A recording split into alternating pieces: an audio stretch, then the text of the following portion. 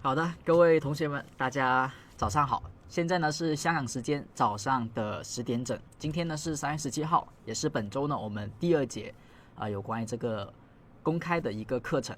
那么很高兴和大家再次相见。我们现在呢先在开课之前测下设备，如果声音画面是正常的，能够听得到阿哲的声音，看到阿哲这个清晰的一个画面的话，大家可以回复个1，我们签到一下。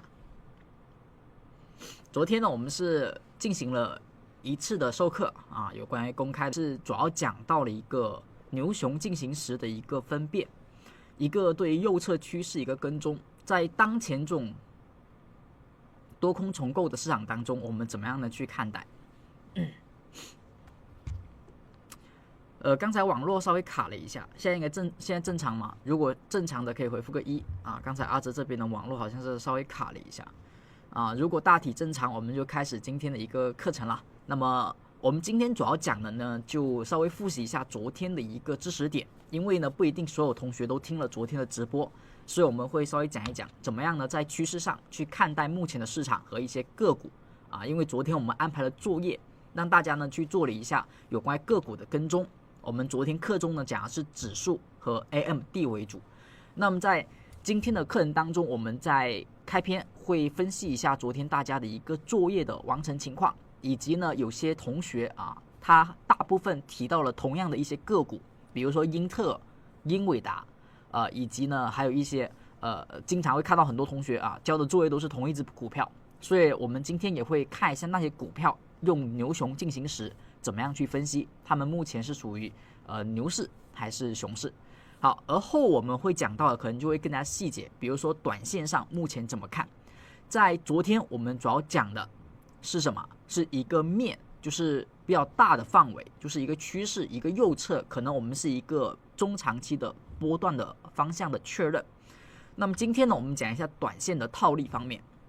就有时候可能市场哪怕处于熊市，你会发现有些人做多头做这个反弹也能赚钱。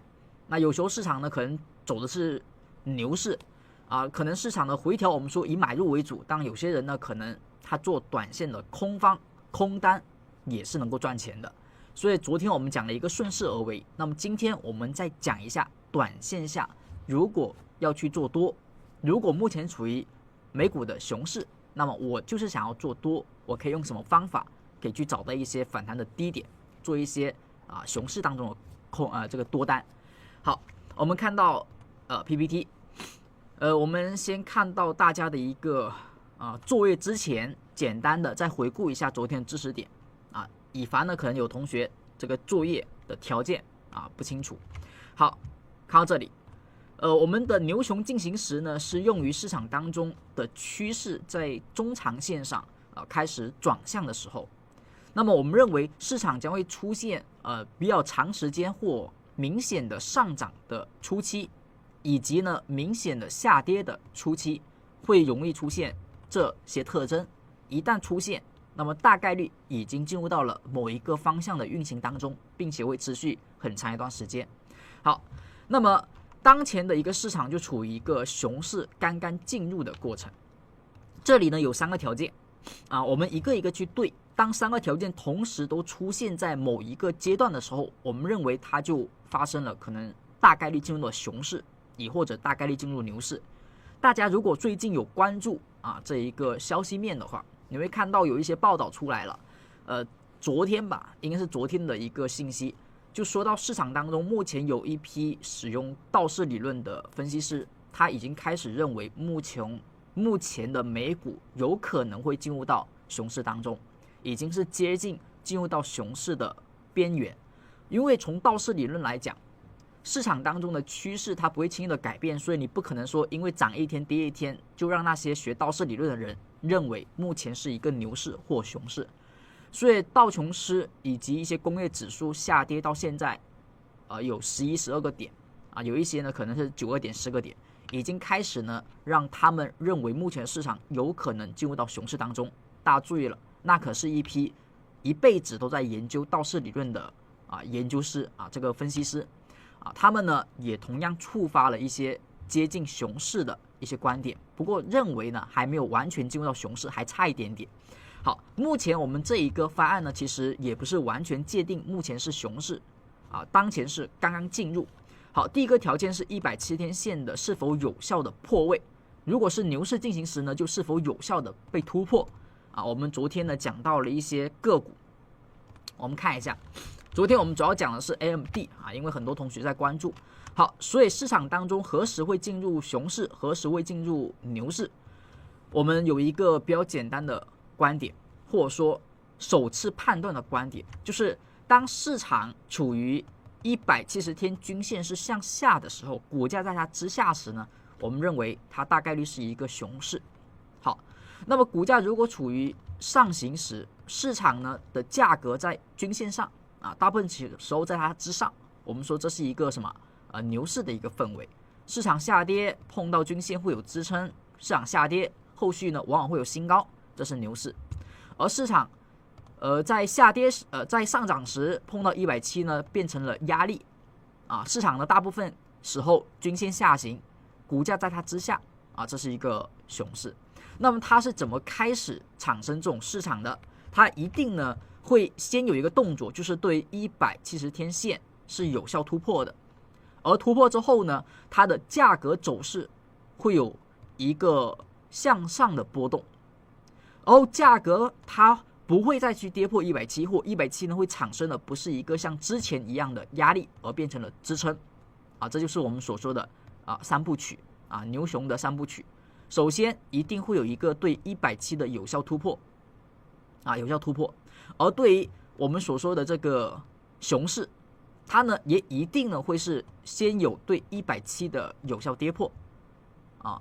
好，那么当股价连下跌，它170都没有有效跌破时，现在的网络不稳定吗？现在大家能够比较正常的听到阿哲的声音吗？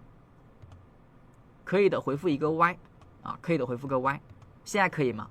不行的，回复个 No， 就是目前的状态啊。如果你能够正常听到阿哲的声音可以的，回复个 Y 啊，不可以的，回复个 No 啊。这个有时候卡，有时候不卡的，这应该不是阿哲这边的问题了啊。大部分同学回复的是 Y 啊，所以刚才有同学说比较卡的，您可能需要调试一下您那边的一个网络了啊，应该不是阿哲这边的问题。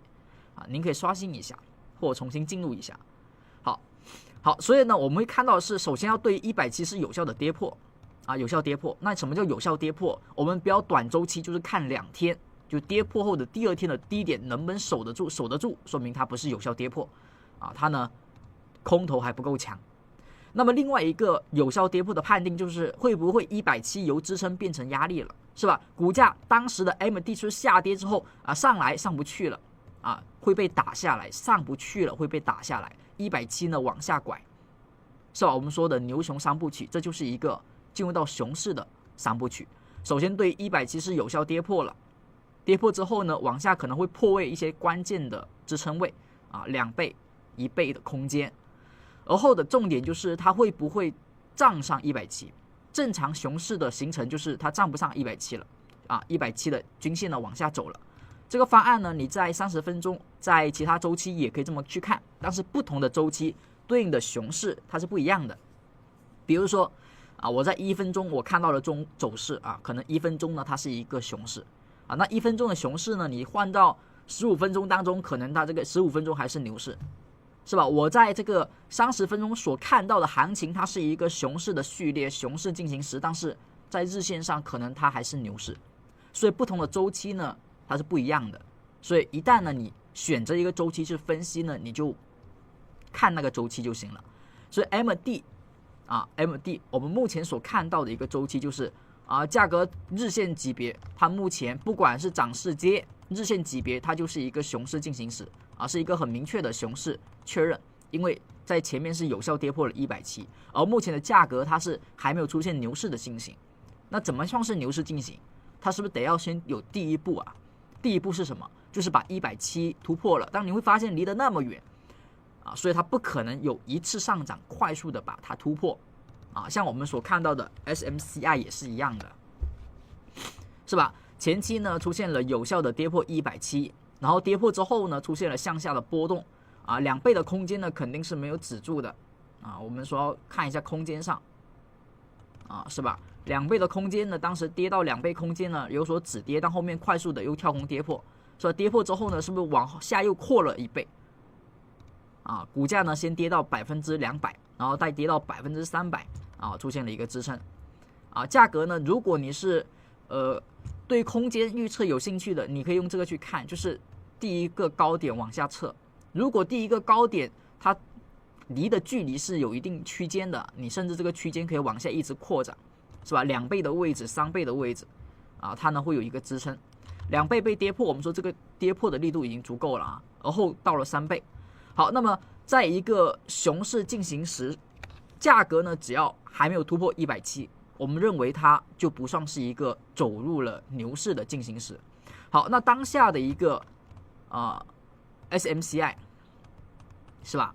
啊，它呢比这个 MD 呢是强的，因为当时MD 呢，假如它现在在这个位置是吧？那它是否能够走出这样一波行情还是未知数。那 SMCI 呢走出来了，好，那它哪怕走出了这么一波行情，我们可以说它是目前有效突破170了嘛？就是它达成了进入到牛市当中的第一个条件嘛，对170有效突破有还是没有？如果有的话啊，你可以回复个6，没有的话回复个7。刚才我们所看的是 AMD 的日线是吧？它离这一个170呢还这个很远，它不太现实说一次上涨把它给突破啊，所以呢 AMD 呢它后续哪怕上涨，它也还是在一个熊市环境当中。熊市的环境就是你做多可以吗？可以，就是逆势的去做多，不是说不行，而是它的难度可能会大一些，然后你要小心一点，仓位呢可能不能重。顺势的时候可以仓位加重，但是逆势的时候呢，你肯定是以仓位相对合理的去做它的一个逆向的仓位。好，我们说有同学说超170了，那我们来说一下怎么样算有效突破170呢？就是它要有效的突破。刚才我们说有效的突破有2个方面去看，一个呢是短线的，就是短线怎么看它有效突破，就动能够不够。你看它突破170，这是不是突破的第一天，突破的第二天？对于某些的重要的压力支撑，就都可以用这种方法。比如说大级别的高点、低点，它的支撑压力能不能被有效突破，在短线周期上，在它的动能上都可以这么去看，就是看它突破后的2天。收盘在这个价位之上第一天，收盘在这个价位之上第二天，一般如果不是有效的突破，第二天就会衰竭，它的多方动能就不够，就会有人开始去做空，就顺势做空。好，所以这一个位置高点需要被突破，才能说明它的上涨动能足以证明170被有效突破。但你会发现没有被有效突破，股价下来时170，是不是看第二点？看第二点。第一点是多方的动能短线上是不够的，没有去延续突破。第二点呢，就是价格会不会它170变成了支撑？就有些时候可能短线的多头力量不够，但它回到170可能会变成支撑。那么对于某个价位突破有效后，它是不是压力会变成支撑？是吧？所以你要看一下会不会有支撑，如果有支撑，那可能会支撑它第二次去往上突破，那也是有可能的，是吧？一次不能突破，回来踩一下再突破也是可以的。但你会发现它第一次呢没有突破，是吧？第二次呢回踩这也没有踩稳，是吧？也没有出现这跌破之后回来了又跌破了，是吧？又是一个跌破。好，那么股价跌破170的均线还是往下走的，目前也没有重新站上，所以你是不是要等它站上2天再去突破，或者说回来能够有支撑？这个时候从趋势波段上，我们是不是认为它开始进入到一个牛市进行时？虽然说只是第一个条件，但是它会比之前要好并且呢比 MD 要好。好，那么明白了这一点，我们知道了牛熊进行时之后，我们往下去看一下各位同学的一个作业。昨天呢，我们安排了作业，每个直播每一场课程之后，为了让大家能够更好的去掌握确切的说，能够让大家不至于陷入到某些技术分析的学习，可能一学就会，一用就废，是吧？很多同学在以往的学习当中都有提到一个问题，就是阿哲我之前呢可能在某些地方学了并且可能学了有一定的年头了，但是遇到一个问题，就是实战当中我还是不知道怎么用实战当中呢，我就是头脑一片空白以及啊，可能我学了之后我去用，别人呢买了就涨，我买了就跌，这是为什么啊？很多时候呢，我们先要有一个逻辑，就是学习的链条。那么阿哲和 JK 老师一直所讲到的就是，你首先你要学啊，先学啊，而后呢再练，而后才是实战，就先学后练再实战，这是一个过程啊。我们不可能说啊，我今天学了一个方法，好，明天直接实战，明天直接真金白银啊，我们呢去进行一个买进，甚至重仓去用啊，去测试，最后你会发现方法的好坏取决于你账户的亏损程度啊，那就不太好。那么学习的第一步就是你听课的时候有没有认真听，有没有认真做笔记。有些同学呢听课都在听，是吧？像我们之前啊，大家都在学校待过，都呢是是吧？我们接受过教育，那你也会知道，一个班里面有一个老师去教，那班上同学可能会有几十号人，大班、小班呢十几个人，但是每个人的成绩都是一样的吗？考试的时候大家都是同一个试卷，成绩一样吗？是不是不一样？但是听的都是同一节课，那么这个区别是哪来的？这个区别就是学的时候有没有认真学，学完之后呢，课后有没有去练习，老师安排的作业有没有做，这是一个很大的区别。做和没做，这个链条你走的时候是认真的还是松散的，那么最后实战时就会告诉你。所以有些人说，阿哲为什么我很多方法一学就会，一用就废，就是在这个过程当中可能每一步都差了一点点啊，每步都差一点点，最后实战时呢就会导致啊，本来方法可能没问题，但是一用就出了问题。所以我们看一下昨天的作业，这位同学是做的比较好的，很认真的一位同学啊，他呢在完成作业的同时还把他的一些思考写下来了。很多同学都提到了一只个股，就是英伟达，因为呢在本周它其实呢会有GTC 的大会的影响，消息面啊很多层面上啊可能对它会有一些刺激，所以很多同学呢是有关注的。好，那么他这里有提到呢一些内容，当前呢是应该用这个熊市的思维去对待的，日线上啊反弹呢是卖出的机会啊，你去买入做多的同学也是一样的。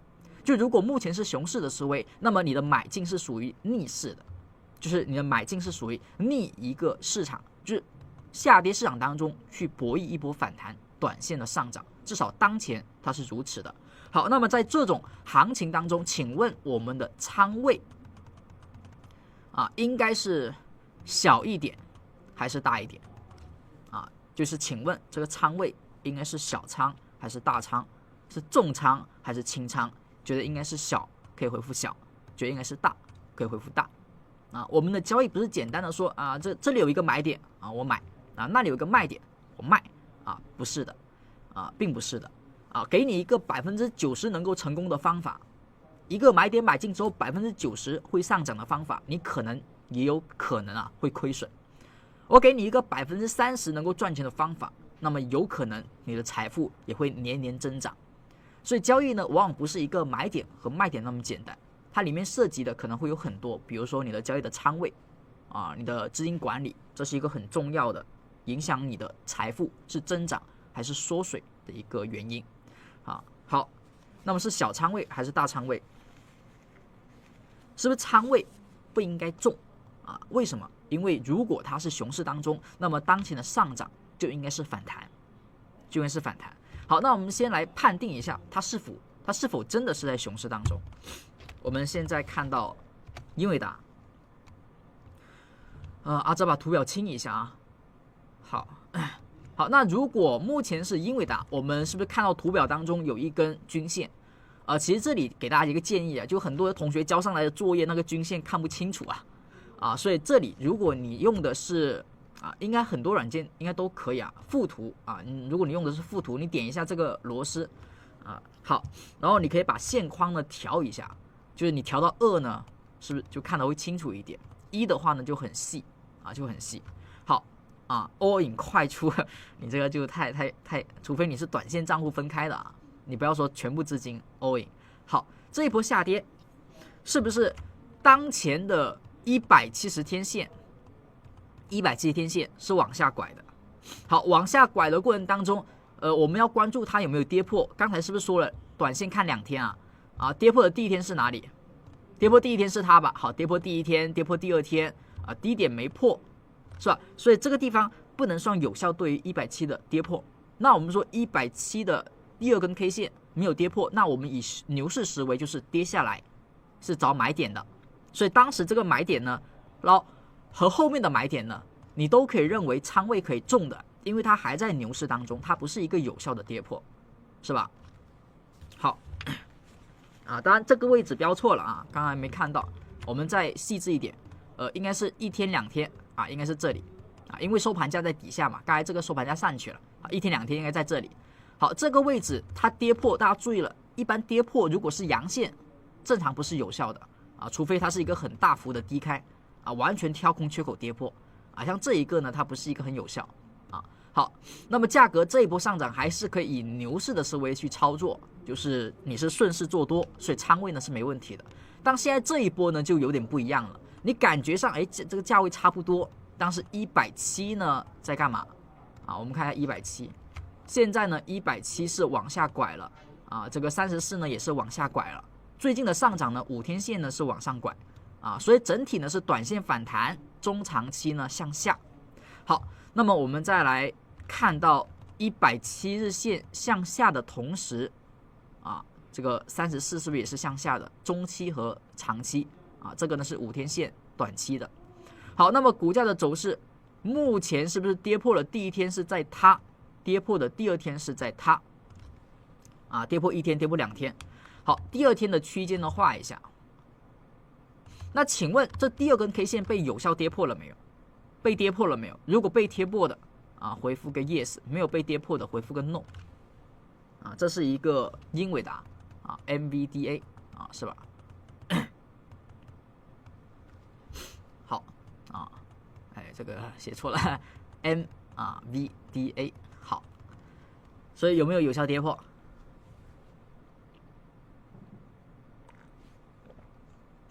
有吗？什么叫有效跌破？就是跌破的时候呢，有没有阴线啊？有没有阴线？这个最好呢是有比较长时间在它之下，所以它这个呢肯定是有效跌破的。你说阿哲这第一根阴线呢不是很明显的跌破啊，但是它后面呢连续1-2周都收盘在这一个2号 K 线底下，那时间肯定是够的，所以它绝对是一个有效跌破。有效跌破目前就处于一个熊市进行时的第一个条件啊，第一个条件满足。好，那看第二个条件，第二个条件呢就测一下测一下什么？测一下空间嘛。我们用这个前面破位前的高点，这个高点最好是一个5日分型的高点啊，就是它是5天内的最高点会好一点。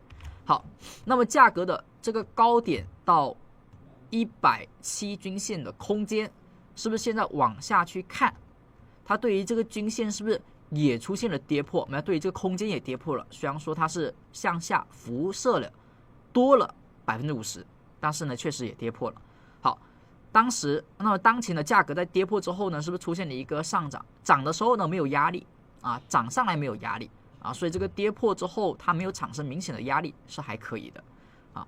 好，那价格的上涨目前是不是要去构建第三个条件啊？就是它当前呢是跌破了170日均线啊，跌破了有效了啊，2倍的空间，或者说往下投射1倍的空间，是不是也触及了呀？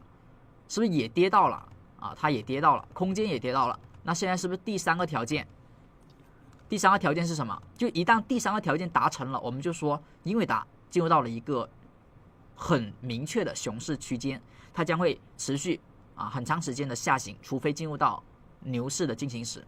第三个条件就是它得要去看一下170会不会产生压力啊？这个压力呢不一定非得要碰到170，而是在170这附近或者说底下会不会出现一个高点啊？就像目前走势，高点是不是在降低的啊？低点是在降低的，所以这个地方它还要有一次动作，就是在170这里出现一个高点，所以本次的上涨为什么以反弹来看待？因为目前呢在熊市的进行当中，并且进行到了第3步。好，第3步的运作，它就是170的过程会有压力，而后价格在这里会形成一个高点。那么我们说熊市就已经是很明确的形成就是一个很大概率的形成刚才第一步刚进入的时候，可能你说这个还是牛市或者说牛市的概率可能还能够再上来。好，那进入第二步了，跌破2倍空间了，那么这个时候呢可能熊市就已经是比较明确了。那我们更加确定的一点就是它得要170这里有一个压力，或者说在这里形成一个高点。所以当前就是在第3步的运行当中，所以你要关注一下这一波反弹，你是以比较小的仓位或者说清仓的方式去参与的。好，因为它在熊市当中除非这一波反弹可以这么走，上涨能够到170之上而后回来它没有去跌破，那么出现这样的结构，那你可以说熊市进行时呢被打破，进入到了一个牛市进行时。能够明白吗？能够明白的回复个 OK 所以当前的英伟达是在第3个条件它呢比指数要快指数呢目前只是达到了第1个条件它第2和第3都是没有的，而目前的英伟达是第1和第2都有了，现在缺个第3缺个第3。好，所以目前是以熊市来看待。我们这位同学呢是没错的他确实是以反弹要去卖出，或者说以逆势做多的心态去做多本次的上涨所以他的看法是没错的。当然这里呢他还算了一下风暴比这个呢就看各自的风格，因为大家的买点不一定一样，你的买点不一样的话，风暴比肯定不一样但是以他的认为，就是目前他的风暴比是不太理想的当前不是一个好买点好，那么我们再往下看，这一个股票呢是谷歌这位同学写的就比较简单了。对于谷歌它这个线呢看得不太清楚，黄色的是170黄色是170也就是说这一根线170。好，当前的价格走势我们看到软件图版当中谷歌，好，看到这里。好，谷歌呢当前的这一波下跌，它170第一个条件就是我们说牛熊的转势，牛熊的变化，它有一个步骤肯定会走的或者说它有一步呢肯定是会踏过去的。踏过去不一定就是牛熊就彻底变了，但是我们知道牛熊它转换的中间，它一定呢有一个就是170线有没有被跌破。好，现在170天线呢有没有被有效的跌破，就是谷歌这是谷歌，有的话回复个 Y， 没有回复个 No 刚才那位同学呢他写的比较简略一点所以呢我们这个直接来看一下170有没有被有效的跌破。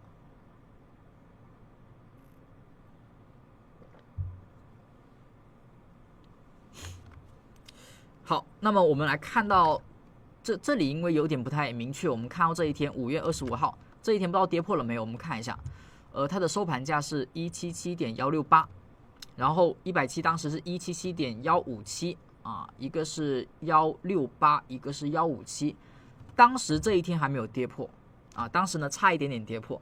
好，那么跌破的第一天是哪里我们看一下这位同学他写的这个170的数值不一样吗？这一天这一天的数值不一样吗？这应该没看错吧？我们以附图来看的话，当时170的均线这一天是177.157，而当天的收盘是177.168，所以是没有跌破的。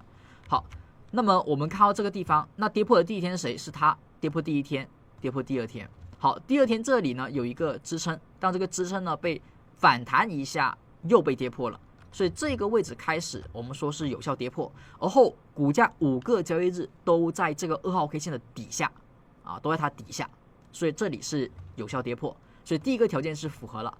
那其实呢这里它也构成了第3个条件，就是170是往下走的，而后股价反弹是有压力的，所以价格的走势目前就只能看一个2倍空间，一旦2倍空间也出现了破位那基本上我们说就是彻底或者说大概率绝大概率是一个熊市，将会持续的一个熊市。好，那么我们看到价格走势的2倍空间来算一下，因为股价前面的高点在这里，然后下跌反弹再下跌，所以次高点呢在这个位置这里是一个次高点也是个5日分型。好，那么价格的走势1倍空间往下看，是不是这里？当前呢不是一个有效的跌破166.004附近，如果你可以的话，最好算得更准一点啊。这里阿哲是简单画了一下。好，怎么去算得更精准？就是用这一个高点，它的具体数值去减一下，当时底下当天的170天的一个数值啊，你就会知道这个区间是多少，然后再往下去看啊，1倍的空间。好。那么这里呢，谷歌它还没有一个有效跌破啊2倍空间。如果这里啊，它跟这个英伟达不太一样，英伟达呢是还缺一个反弹确认高点啊，它这里呢是已经有了一次反弹受压的过程，所以它这里只要是有效的跌破啊，出现一根阴线啊，比较不错的阴线去跌破，那我们就会说，这个谷歌啊，它进入到了一个熊市当中，至少我们说绝大概率是进入熊市，而后呢，你应该彻底以熊市来去看待，啊，以熊市来去看待，啊，好，这是一个谷歌的走势。我们再看到下一份作业，下一个呢是英特尔啊，英特尔呢也有部分同学是啊去以此呢作为作业去看的。我们来看到这个英特尔，好，那这个呢大家来看一下。英特尔的走势目前属于牛市进行时还是熊市进行时？觉得是牛的回复个牛，熊的回复个熊。就当前的英特尔啊，属于牛市进行还是熊市进行？看到这，现在我们来看一下啊，英特尔。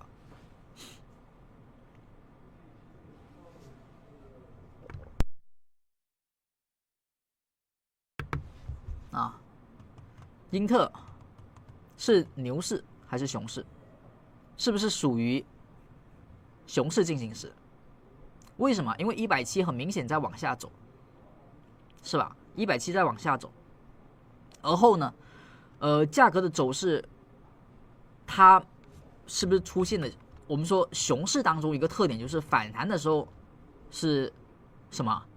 它是以这个逆势做多，或者说反弹卖出为主，因为股价只要在熊市当中，价格的上涨它呢是很难去突破170的。那越靠近170，我们说越是风险。好，包括最近你会发现呢，是不是只要是反弹，那么只要是熊市当中，你呢可以去做多，不是说熊市不能做多，牛市不能做空，而是仓位要控制一下，要相对的保守一些啊，因为你在逆势操作，然后呢你要稍微注定风险。好，所以你会发现是不是基本是不太容易突破170，包括这一次是不是上去到170又下来了啊？目前又上170。好，那么我们就知道它是熊市了。好，那熊市过程当中，你是不是要关注是否会进入到牛市进行时？那怎么看牛市进行时？这看一下啊。好，那请问这里呢有一个稍微有点难度的就是2号 K 线的识别。我们说第一步就是熊市当中进入到牛市，那英特尔什么情况下算是开始有步入到牛市的准备而不是还在熊市当中？我们看一下这一波上涨，它的2号 K 线在哪里？就是2号 K 线有效突破170的关键 K 线，2号 K 线这里呢有1、2、3、4，请问哪一根 K 线是2号 K 线？如果你觉得是谁，你就把它的序号写上就是这4根 K 线呢是有可能产生2号 K 线的，那你觉得是哪一根呢？你可以在评论区写上你的一个答案，哪一根会是2号 K 线？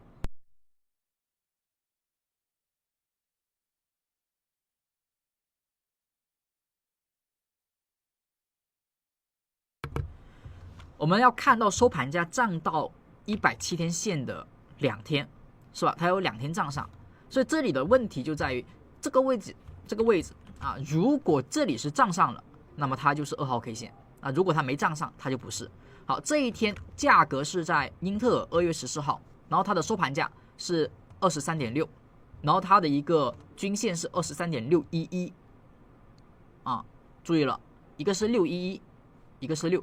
所以当前的收盘价是跌破了，比它小嘛，所以跌破了。好，所以它不是2号 K 线，前面呢就不算了。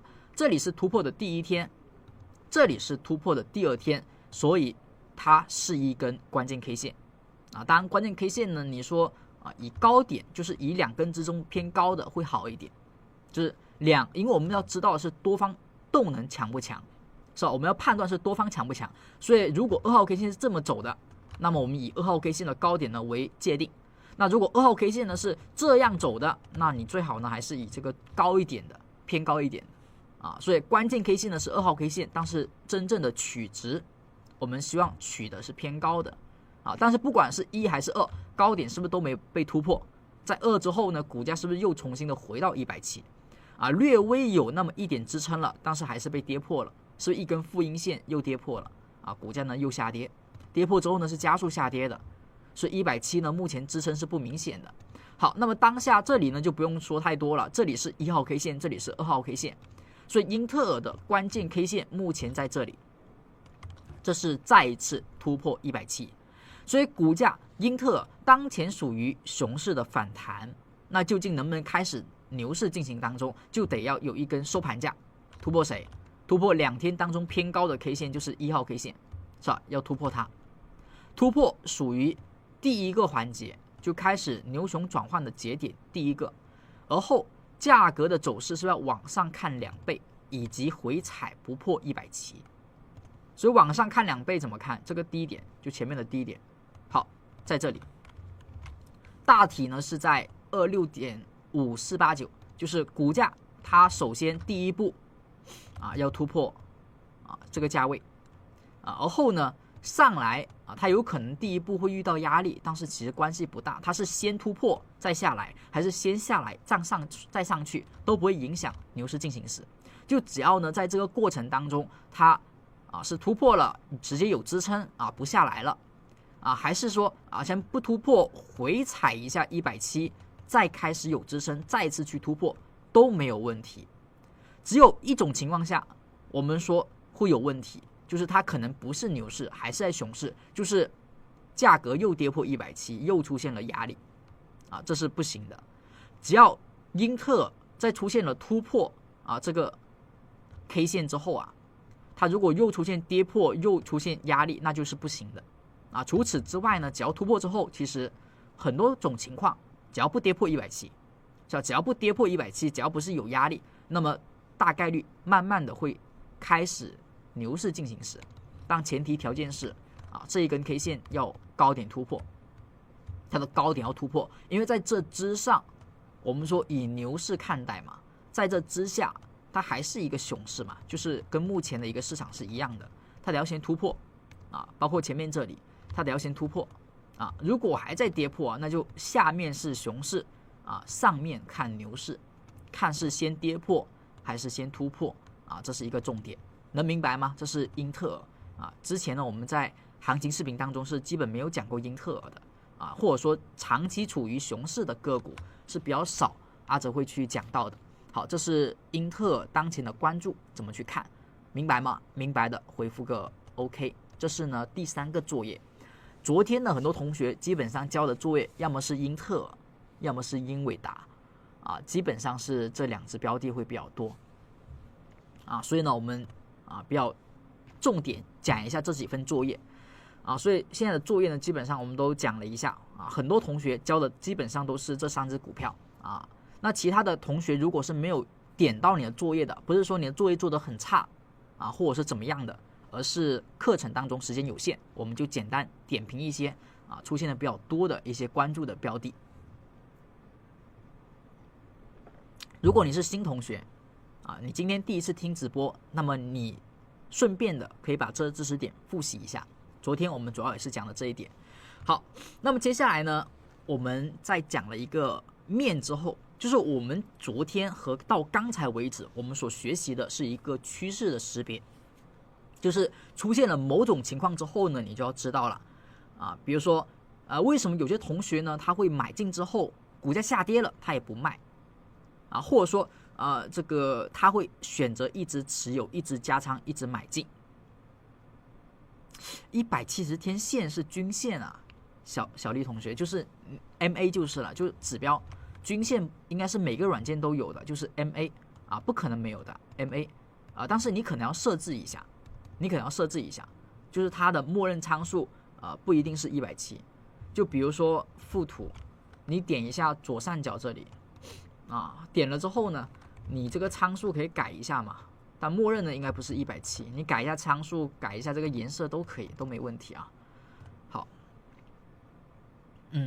好，那么面的东西我们知道之后，其实是给你一个策略性的方向，就是如果目前是牛市当中你说我买到了高点，其实不用担心只要它还在牛市当中，我知道它未来我这个价格呢，它还会被突破的，它这个收盘呢还会再创新高的，是吧？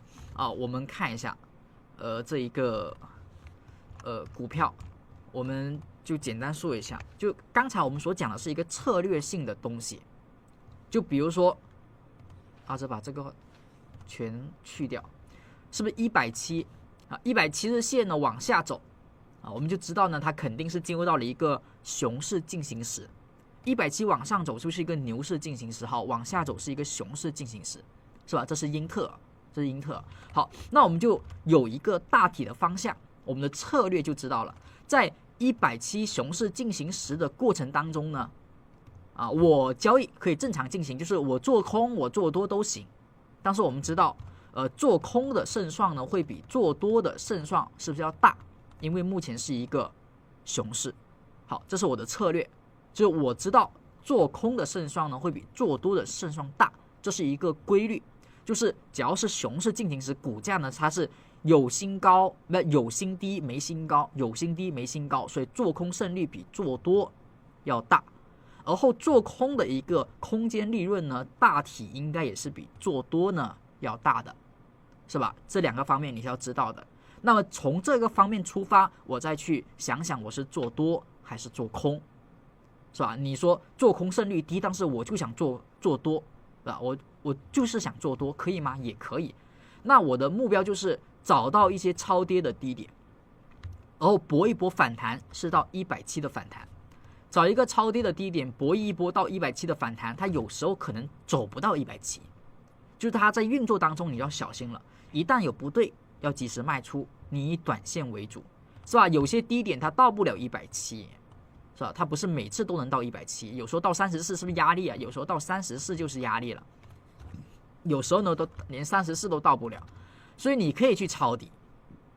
熊市当中呢，你可以去抄底那你可以去搏一种反弹，你做多呢是没有问题的，但是你要记住你的仓位是短线的，就是你不能拿久，因为熊市当中你做多的多单你一拿久你可能就会被创新低，你可能就会吐回来。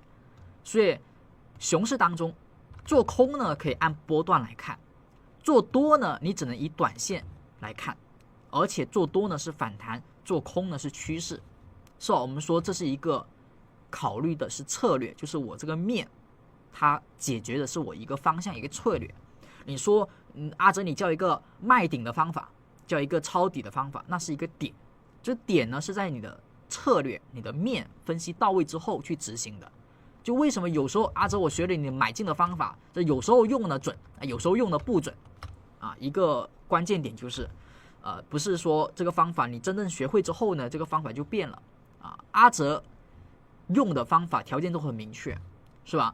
那为什么有时候准有时候不准呢？就是你要看一下了，有时候趋势就是做多的胜算会低有时候就会多。那什么时候做多的胜算会高就是170天线往上走的时候，是吧？整体呢在牛市进行时的时候，那这个时候你的策略就变了嘛。那股价的下跌以找买点为主，因为你知道空方的下跌大体不会超过170它呢在170呢会有支撑，所以价格呢每次下跌以大跌大买小跌小买为主。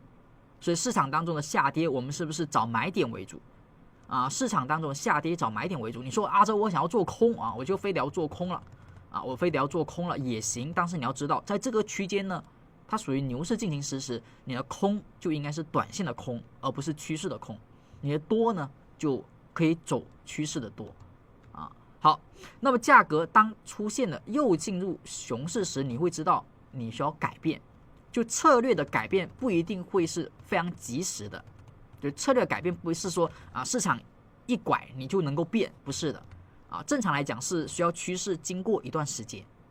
是吧？在这个位置的时候，你肯定是不知道要拐的啊，右侧是不知道这里会变的，所以这个位置我们的策略是一样的啊。下跌呢找做多机会，但是你会发现有点不一样了。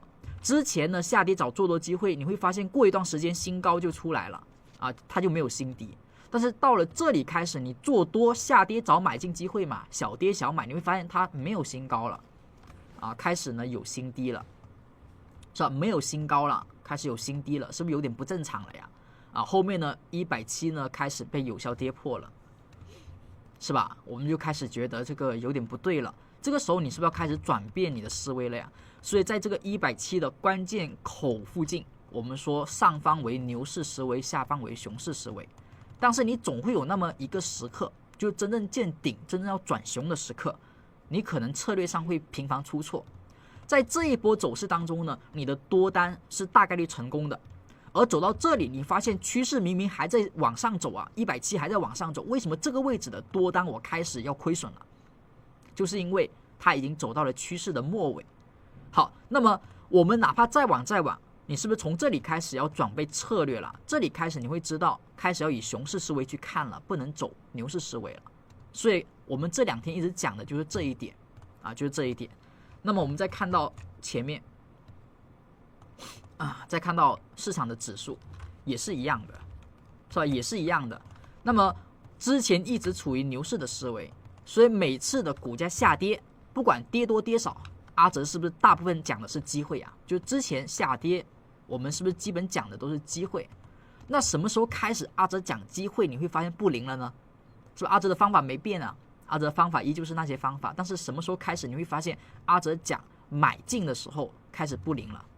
什么时候？是不是在这个位置开始的时候？那为什么这里开始多方的买点有点开始不灵了？就是因为这个位置处于牛熊开始转换的地方啊，所以你会发现的是，那之前策略有问题吗？没有问题啊。之前下跌时是不是应该下跌买进？是不是应该下跌买进？因为股价后面还有新高，只要下跌就是买定，只要下跌就是买点，只要下跌就是买点，下跌买点，下跌买，下跌买。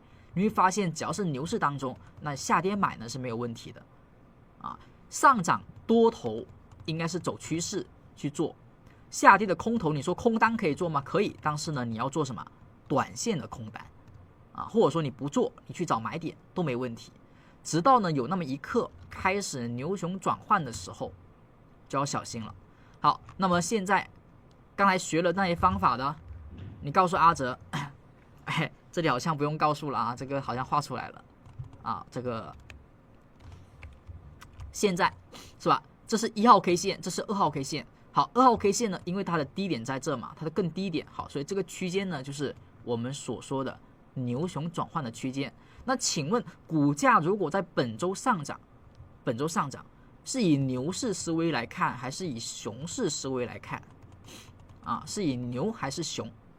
是吧？之前这一波下跌，为什么阿哲说啊这里可以买，这里可以买啊？但是都不准了，股价后面都会下跌呢。明明阿哲你之前也这么喊过啊，是吧？如果你是老同学，你应该会知道啊，是不是像这种暴跌的位置，阿哲每一次都会有喊可以去买进。但你会发现，这种暴跌的位置，为什么每次买了都是低点啊？为什么这里买了就不是低点啊？原因就在这里，因为它的买卖点，它的买点啊，买点呢还是那个买点，方法呢还是那个方法，但是趋势有所改变，所以呢买点就出现了暂时性的失灵啊。但是你会发现，统计一下，比如说 IR 模型，我们之前所说的，当时2次买点是不是用的都是 IR 模型？IR 模型我们说统计了一下，纳指从19年到现在成功率是 66.6%， 这是没有问题的。因为长期不管是牛熊，如果都看，它就是 66.6%。那为什么能够有这个胜率呢？就是因为19年到现在美股基本上都是上行的啊，少有几次是下跌的，所以整体统计是 66.6%。那么整体它失灵，它买进之后不见到低点，不见到上涨的行情，整体是在哪里？是不是在熊市当中？所以牛市当中基本上每次 IR 模型出现之后都会有上涨，而熊市当中就开始容易不灵啊。所以我们在学买卖点时，你就要知道你整体的面在哪里啊，是以熊为主还是以牛为主？好，所以目前的价格走势是不是出现了跌破，而且是很明显跳空跌破，是有效跌破的啊，有效跌破的。好，那跌破之后的股价连续几天啊，连续5个交易日都在这之下，所以它肯定是有效跌破。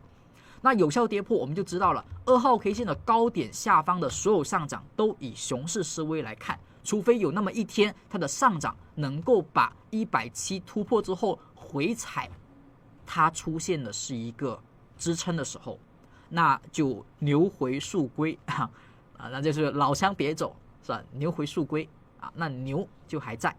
但是现在我们不能说现在牛就没了，但是我们知道的是我们的策略要变，我们的策略开始要变化啊，我们不能够呢再以之前那样去做了，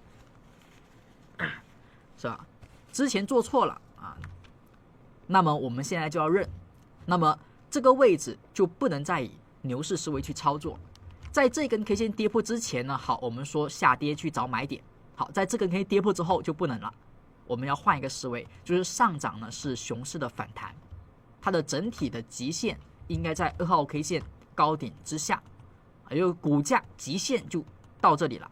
那极限在哪里呢？本次的反弹按最强来讲，就哪怕是一个就熊市当中按照最强的一种反弹力度来看，它应该也是在这一根 K 线的高点啊，也差不多是在170附近啊。好，它的高点是多少？它的高点是18589.49。我们以最乐观的角度来看待，本次如果真的会出现一个反弹啊，我们最乐观的角度就是它能够反弹到这里，但是只要它不去超过这个界限，它就依旧是一个熊市。那么熊市呢，你可以做多，但是仓位要轻，然后你要知道的是，你是在逆势操作，随时小心拐头啊，这是我们目前的一个操作思路。好，那这一波下跌当中，周五这根 K 线从短线来讲，我们刚才讲的是面，现在我们讲一下点，讲一下小一点的东西，讲一个买卖点。好，那这根 K 线在这一波下跌当中，请问它跟前面的这些类似吗？就是前面也有很多阳线，它不是说一直都是阴线。好，那这根阳线和前面的阳线它一不一样？如果你觉得是一样的，你回复一个1啊；如果是不一样的，回复一个2。就是周五这根阳线，我们说的是技术面方面，我们不说任何的政策消息，我们就说从 K 线来看，这根阳线和前面的 K 线一样不一样？觉得一样的回复1，不一样的回复2。如果你是今天第一次来到阿哲直播间，之前的课程都没听的，那你应该会不太清楚阿哲想表达的是什么。如果你是老同学，应该知道这根 K 线和之前是不一样的。在刚开始股价下跌时，就是刚开始出现这一根阴线的时候，2月21号，这里提醒，如果你是新同学，你想听阿哲以前所教的方法，你也可以到首页啊，点一下这个直播按钮，就这里呢有一个直播，你点一下啊，然后下方呢就会有阿哲之前的回放。阿哲呢之前在牛市节点之前呢，一直是看多的，是吧？讲的都是买入的方法啊。当然呢，回过头来看，你会发现都错了啊。为什么？因为当时我们是牛市的思维，所以牛市的思维呢，我们看的是什么？买点。所以当时前面2周我们讲的都是一个买点啊，都是讲的是复阴线啊、短线模型。但这些买点大家注意了是没有问题的，这个模型阿哲是绝对有信心它是没有问题的。为什么呢？因为这个方法阿哲早在几个月前就一直在讲了，你会发现是吧？当时12月份时讲的防守阴，讲的结构骗线、3日新指，是吧？当时12月份、11月份你看一下当时是什么时候当时是不是在这一个区间？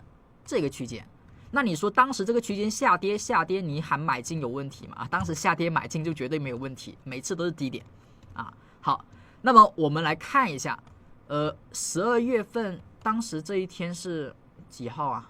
这一天是2月的21号。2月的21号的话，应该是这2个视频好，当时呢我们有讲过，如果你是比较保守的交易者，是吧？那么在这波下跌当中，如果我想要找到一个很确切的抄底的点、抄底的 K 线，其实我们可以等一种 K 线。就这根 K 线的特点是它的今天收盘价，它今天的收盘价大于昨天的最高价最高。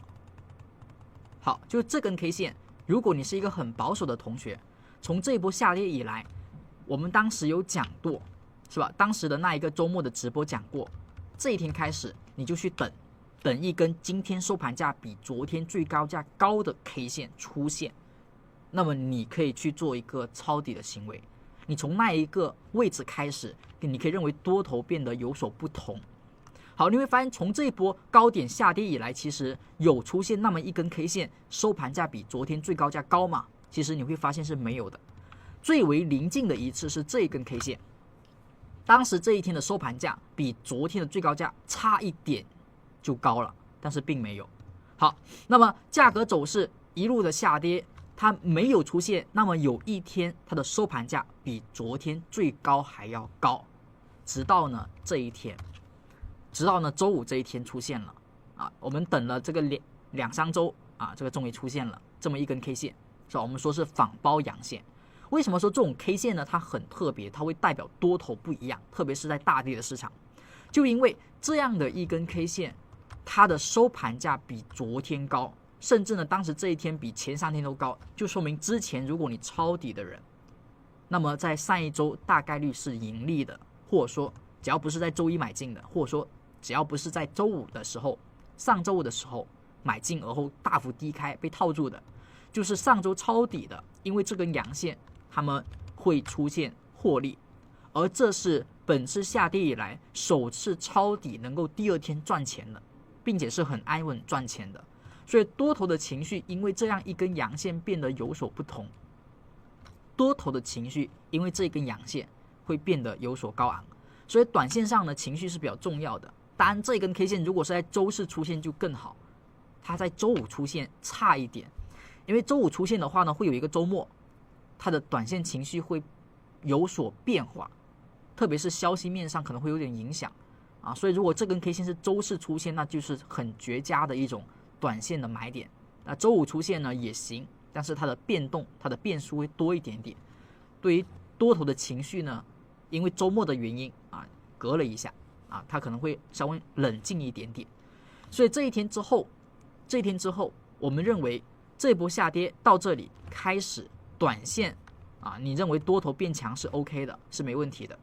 当然可惜的是，它如果能够在这一个位置之前出现就好了，是吧？之前这里我们说牛熊分界点之前出现就好了，但它没有，它是跌破之后才出现。所以这里哪怕出现了多头强势，我们也只能用熊市的反弹来看因为它毕竟只是一个点而已，就是一根 K 线你不要说因为这根 K 线出现熊市结束，没有这种说法，也不会因为这样一根阴线出现牛市结束。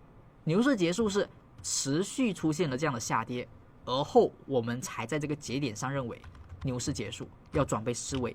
那么自然而然在熊市进行时已经进行了，那么我们要再去转变回牛市，它也不会因为一根阳线就转变，它得要到这个位置开始我们才会去转变。所以在这个区间之下上涨不管多强势，它都属于熊市的反弹都属于熊市的反弹。但是我们要知道这根 K 线很特别，特别是在多头很强的时候，特别是在牛市当中，它这一根 K 线是很特别的。一旦在下跌时，特别是这种单边下跌，你看下跌时，如果你知道是牛市，而它这个下跌是单边下跌，一旦它出现了首先对170就最好是170附近产生，就这种下跌。好，下跌是不是回归170？如果是牛市当中回归170，我们就知道了它的位置是高还是低。就是牛市当中股价在170附近，它是属于高位还是低位？你觉得是高位还是低位觉得是高的回复高，觉得是低的回复低。就是牛市当中股价如果回到170或者在170附近，它属于高位还是低位？是不是属于低位？是不是属于低位好，我们说牛市呢，也不是说不会跌，牛市的下跌是因为什么？是因为脱离170过多了，就是它对于长期均线呢离得太远了，它乖离了，短期涨得太凶了，它会有对170的回归，离170越远，它回归的空间越大，那么空头的利润就产生了。所以你会发现当时这一波是不是也跌得很凶狠？因为它离170太远了，所以往回拉的时候呢，它就会出现比较长的类似于短线熊市的产生。好，那么如果是离170较近的时候出现这么一种 K 线，收盘价比昨天最高价高，是吧？这个低位的位置，其实这种 K 线不容易出现，你要在低位找到这种 K 线啊。当然有时候在高位啊，你会发现也有，是吧？今天收盘比昨天要高，但是出现之后是不是只是反弹一下？但你也会知道啊，一波下跌出现这种 K 线，它至少会反弹一下，因为多头确实是很强了，短线啊，今天收盘比昨天高嘛，它反弹了一下。好，今天收盘呢比昨天高嘛，它反弹了一下。但为什么这些是反弹没有转啊？因为它离170的距离还比较远，它不属于一个低位。好，低位产生之后，170是不是收盘价今天比昨天最高价要高啊？不一定是阴线啊，不一定是阴线。这波下跌以来也是的，这里才出现这种 K 线。今天收盘比昨天最高价高啊，多头变强。好，价格走势像股价这里啊，它也暴跌了，但这个下跌呢，它踩到了34啊，就出现了今天收盘比昨天最高价高，是吧？股价上涨啊，因为这比较强。包括这一波下跌啊，这波下跌。好，这波下跌是不是也整体没有出现今天收盘比昨天最高要高？直到这两天都是今天收盘比昨天高点高，今天收盘比昨天高点高啊。好，跌下来一波单边下跌，跌下来，今天收盘比昨天高点高，是吧？啊，今天跌下来，今天收盘比昨天高点高，是不是出现反弹啊？今天收盘比昨天高点高啊，反弹。整体来讲啊，你会发现。今天收盘只要比昨天高点高，而前面经过一波下跌啊，那么我们会说它容易上涨。只要经过一波下跌啊，可能是时间，可能是空间有效的调整之后，今天收盘比昨天高点高，是不是看涨啊？暴跌一下，今天收盘比昨天高点高，是不是又是看涨啊？又调了一会，今天收盘比昨天高点高，是不是有一个惯性上涨啊？好，那么现在呢也是。暴跌了一波，调了一波，所以今天收盘比昨天高点高，我们认为这里应该会有反弹啊。如果连这种 K 线产生之后都没反弹，那么目前的多头就真的特别弱啊。好，所以这根 K 线产生之后，我们认为前面经过了一波调整，那么经过一波下跌，那么这根 K 线产生之后，它应该会有反弹，能够明白吗？就是如果能够是在牛市当中。那么在低位出现这种 K 线啊，我们说很好，今天收盘比昨天高点高，特别是在支撑点附近。而熊市当中呢，就是可以看一波超跌反弹啊，就股价的下跌，在支撑附近的话会更好啊。这是这根 K 线的不一样，就这根 K 线跟之前有什么不一样呢？就这一点不一样啊，清楚了吗？现在刚才回复1的同学，现在清楚了吗？好，如果大家明白，可以回复一个。啊，可以再次回复一个2啊，这一次呢可以所有人回复一个2，它呢为什么和之前的 K 线不一样？在短线的多头上，至少它是不一样。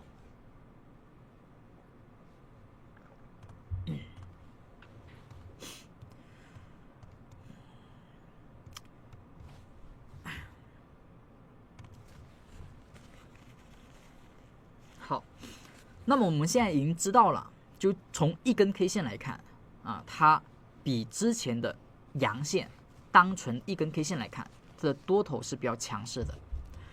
那么在 K 线的分析呢，我们是有越多的一个样本可能是越好啊。就是像170为什么重要呢？因为它参考的样本呢是170根啊，是吧？170根的 K 线的收盘价的平均啊，所以它比较重要。那么像如果是一根 K 线，你说阿哲一根 K 线收盘比昨天高点高，它一定会后面上涨吗？我们说有多头短线的变化，但是你说它的效率高嘛？其实也不算，因为它就一根 K 线，所以这种 K 线的产生，我们说短线看涨，短线看涨。好，那如果我们把这种 K 线的结构再扩大一下，比如说看一根呢可能不太稳定，那我看2根呢，是吧？看3根呢，4根呢，5根呢，10根呢，是不是就会有点不一样？所以 K 线的方法当中，越是多的一个样本的参考，它的稳定性会越高所以之前我们有讲过，看13根的怎么去看，是吧？好，那今天我们再讲另外一个相对更稳定一点点的，就比你单纯看1-2根的会稳定一点的这个呢叫做4天的低点模型，也是曾经我们在内部课程当中有教学过。今天我们所讲的是公开课公开课的话呢是不管您订阅阿哲没有，您都可以听。那么现在我们所讲的这个方法是曾经阿哲是在内部课上讲的，就是公开频道呢是没有讲过的。那今天呢我们就做一个简单的开放不过应该就讲这一次一个4天的低点模型我们叫做精确的低点2号。这个模型很简单4根 K 线或者说5根 K 线。好，那么这个条件是什么呢？它的条件是这样的看到这里，它其实是一个小级别的 N 日结构的产生。首先我们先看到关键的 A、B、C、D 这4根 K 线，它是一个模型交易。好， A 和 B 的收盘价都比昨天的收盘价低它的意思呢不是说A 和 B 比同一根 K 线低，而是这样的， A 的收盘价比前一天是要低的，和前一天的收盘价比 A 的收盘是降低的，然后 B 呢和 A 比它也是降低的也就是说 A 和 B 的收盘都比昨天低A 和 B 的收盘价都比昨天的收盘价低就是连续的2天都是下跌的。好，那么 C 号 K 线呢，它是一天的反弹它是 N 日结构当中的一个反弹，所以 C 号 K 线的收盘价比昨天的收盘价是抬高的所以是跌跌涨低低高收盘价呢是低低高。好，那么我们再看到这一个 D 的收盘价比 C 的收盘价又在降低了，也就是说反弹1天之后又跌破了，又降低了，收盘价又变低了，所以这是一个下降结构。下降结构。好，我们对下降结构是不是曾经有说过，股价的跌破下降结构有时候它不是一些风险虽然说低点降低呢不是一个好事，但是不一定每一次都是风险。比如说我们看到之前这种震荡行情，或者说之前这种多头还有一定强度的行情，那你会发现股价下跌反弹下跌，是不是走了 N 日结构之后，价格反而会见到低点？好，股价下跌反弹下跌，走了 N 日结构之后，低点降低之后反而见到了低点股价呢下跌反弹下跌空方接多方它不用看实体它呢就是看收盘而已。如果你说多方炮空方炮，它也要看一下实体不太一样，是吧？价格新低之后，你看反而会见到低点。好，价格上涨回调上涨，新高之后反而会见到高点，是吧？所以有时候我们说为什么要去看一下170日均线跌破之后的2天呢？因为它有时候的突破跌破不是有效的不是有效的。包括像这些位置价格呢出现了股价上涨回落，是吧？它这里呢跌破了前面的低点，所以一个长长的下影线。那跌破之后呢，它不也是低点嘛？所以价格出现下跌反弹下跌，它有时候不一定就是风险，它反而有可能会产生机会下跌反弹下跌反而出现的是低点而不是风险。它体现在空方不强，多方转强。比较害怕的是出现了下跌反弹下跌之后，它不是低点，而是继续的下跌，这是一个很明确的下跌结构的形成和延续，这是比较大的风险。而如果股价下跌反弹下跌出现的不是有效跌破，那么它反而会产生多头的机会，只是这个机会有多有少，有大有小。好，所以按照这个逻辑来的这个方法，这个模型就是小级别出现了这样的一个信号。但是我们也知道这个方法呢有好有坏，它有可能是下跌的起点，加速的起点，它也有可能是低点的产生。所以你不能说因为这个结构产生我去这里买进是不行的，所以我们需要一个确认，就是1号 K 线。1号 K 线它越快产生越好，最好隔天、第二天立马出现是最好的。这一天得要是一根阳线，收盘比昨天高点高，就是低和一连续出现是最好的。这一天的收盘就比它的高点高，间隔出现呢就差一点点，是吧？它直接收盘比它高是最好的。如果隔那么一天再收盘比它高呢，就差一点。如果隔了很多天才能收盘比它高，那个效果就更差。它无法去确定低呢是不是真的低点。如果低是一个真的有效低点，第二天立马多头反攻是最好的啊。好，那么这个时候呢，我们来看一下，如果您是俱乐部的同学，您呢可以直接调出这个指标，我们说精确低点啊，这个2号低点，直接调2号就行。好，那目前呢你调出了精确低点2，那么就是刚才我们所讲的那个模型。好，那么现在呢，我们也可以直接去看一下。好像这个地方是不是出现了股价下跌时低点是收盘价，是不是比昨天低？收盘比昨天低，这是不是 A 啊？这是 A。好，那么这一天呢是 B 吧？收盘还是比昨天低，它是 B。好 ，C 呢是反弹了。大家注意了，这个模型因为只看收盘价，所以有时候在上涨时也会出现。当上涨时出现的，一般我们不太作为考虑，我们要看的是下跌时产生的收盘降低 AB。C 呢是收盘抬高了反弹，好，这个低的位置出现了回落收盘，所以它是低的第二天突破，所以我们认为这个位置是一个低点后的短线多单的买进点，可以明白吗？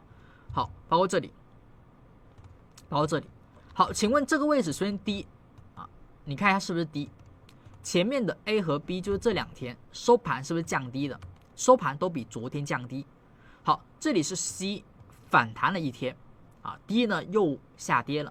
好，这个地方的低有没有出现买点？有的回复个 yes， 没有的回复一个 no。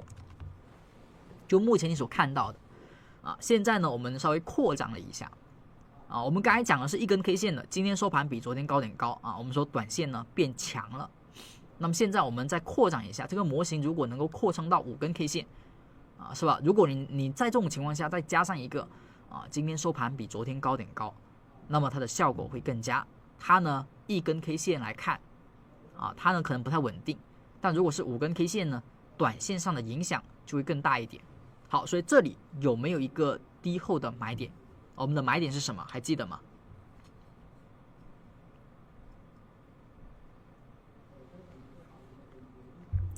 我们的买点是不是得要把低号 K 线的高点突破，而且越快越好？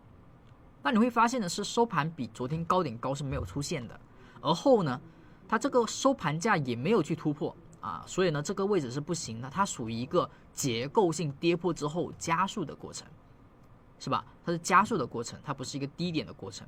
好，那么股价这里呢又出现一个，那这一个是怎么来的我们看一下，那么这一个低点是怎么来的？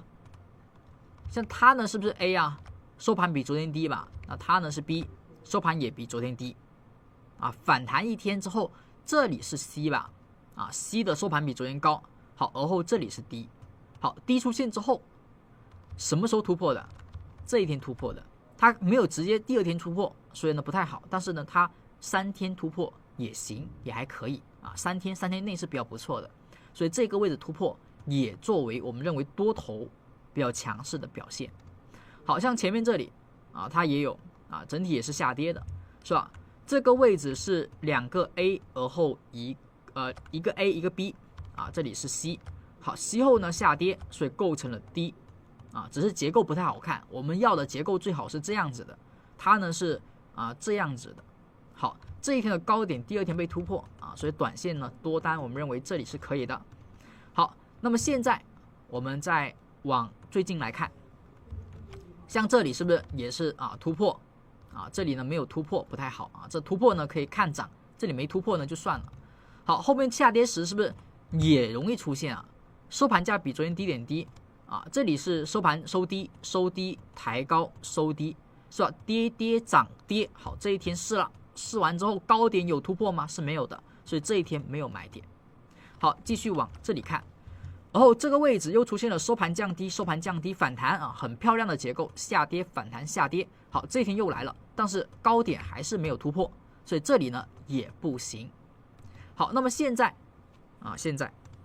我们看到这里，像这个地方是不是也出现了？它的收盘价是变低了，所以它是 A 啊，它是 A。第二天又降低了，这里是 B， 反弹一天，这里是 C， 而后往下落，这里是 D， 所以 A、B、C、D 最近的4根阴线也产生了。那现在请问有没有买点？有的话回复个 Y， 没有的话回复个 No， 有还是没有？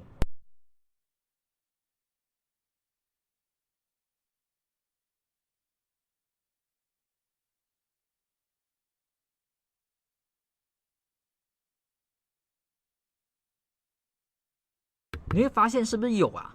那为什么有啊？因为今天的收盘价它直接就突破了昨天的最高价，所以它是有的。所以这根 K 线呢，它是不一样的。它不止今天收盘比昨天最高价高，它同时有一个下跌结构之后低点的产生。所以这里呢，我们认为纳斯达克指数它在本周上涨的概率会比下跌的概率要大，它本周的表现应该会比之前多方要好。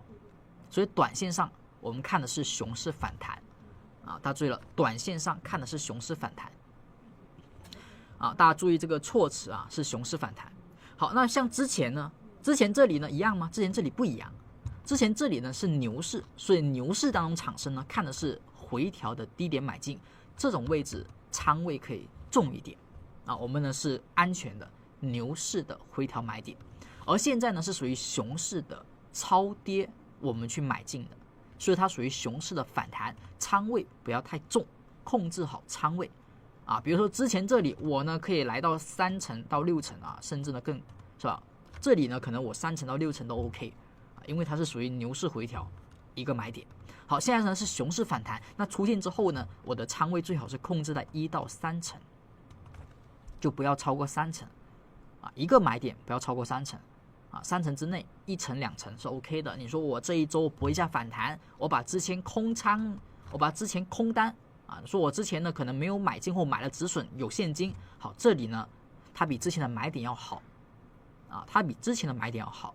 好，这个位置抄底点呢，你可以多一点点啊，你现金有的是吧？我们可以去买进。好，如果你说阿哲我现在是之前做空的，好，那么你到这里你要开始空单要止盈，空单要小心。不要到时候回吐利润啊！你要开始，要么就不做，要么呢就去做逆势的多头、逆势的多单。好，所以这个位置开始以1到3成仓位啊，设好止损，去逆势做多是 OK 的。如果你是做到空头，你就说阿哲目前是熊市，我就是不看多。好，那么你就等它反弹到170附近有压力时，再去进场做空啊。所以这是目前的策略。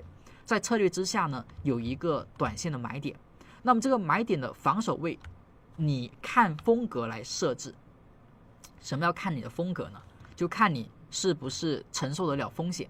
如果你说承受不了，那么就以这根阳线的低点买进之后作为防守，啊，就以这根阳线，你说我就以一根阳线做防守了，因为目前在熊市当中，我要小心，所以我就以它为防守。股价买进之后，它不一定会直接涨。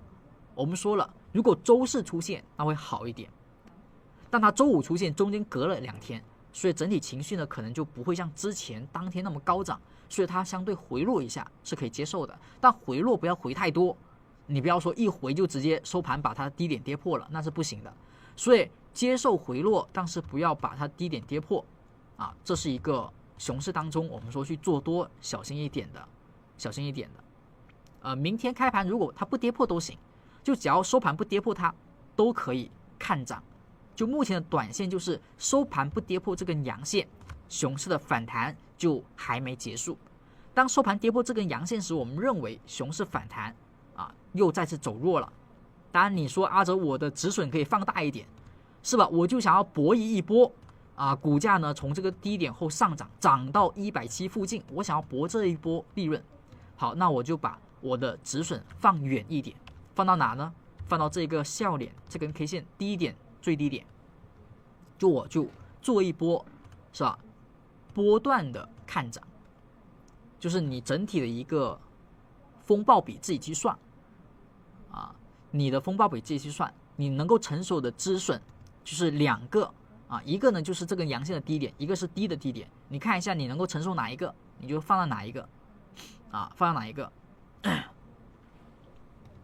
看到这里能够明白吗？现在清楚的啊 ，OK 的，回复个 OK 啊，就是如果你是目前确实进入到熊市思维，你说阿哲我就是不做多了，我就想要顺势，好，你就目前把空单止盈，要么等待这个结构失败，就是继续往下破位，好，继续看空啊，要么呢就是等它反弹一波，到了某个压力，比如说170的压力，出现了顶分型，出现了再次的见顶的 K 线，我们再去做空啊，就是这个思路。如果你说阿哲我现在是想要逆势做多，好，就是按照刚才所说的，目前是个买点，在这根阳线低点被跌破之前都是买点，这是一个比较保守的止损。